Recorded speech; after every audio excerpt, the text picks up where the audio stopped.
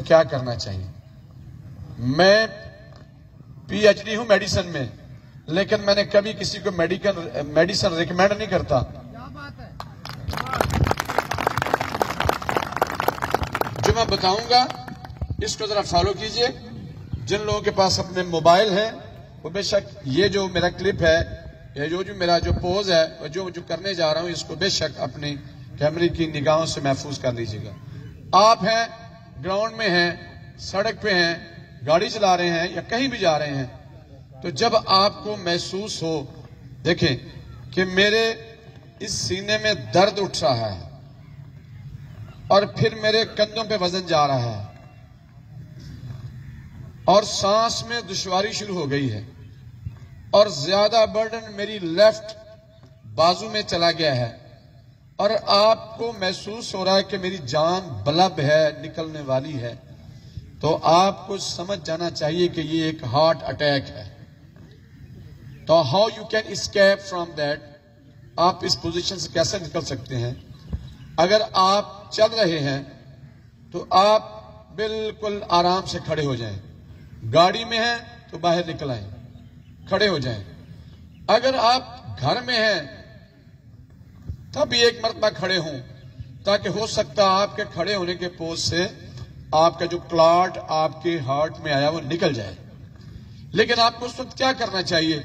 تو پہلے دوستو، بالکل آپ اپنے دونوں ہاتھ ایسے اکٹھے کریں اور آرام سے، آہستہ سے، جلدی سے نہیں، بالکل آرام سے زمین پہ بیٹھ جائیں۔ آپ زمین پہ بیٹھنے کے بعد آپ کو کیا کرنا ہے؟ یہ اللہ تبارک تعالیٰ نے آپ کے ناک کے بالکل دونوں جانب 2 غدود عطا کیے ہیں، جن کو ایڈنائڈ گلینڈز کہتے ہیں۔ ان کے سینٹر میں ایک پردہ ہے، بالکل۔ اب اس پردے کے لیے آپ نے کوشش کیا کرنی ہے کہ ایسے آرام سے بیٹھ کر آپ اپنے ناک سے بھنورے کی آواز نکالیں گے۔ کیسے؟ انہیل کریں گے اور آہستہ آہستہ آواز نکالیں گے۔ انہیل کریں اور آپ کریں گے،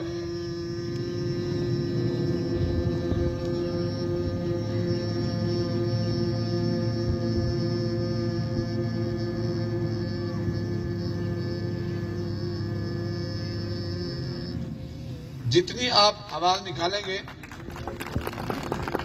اب اس سے ہوگا کیا؟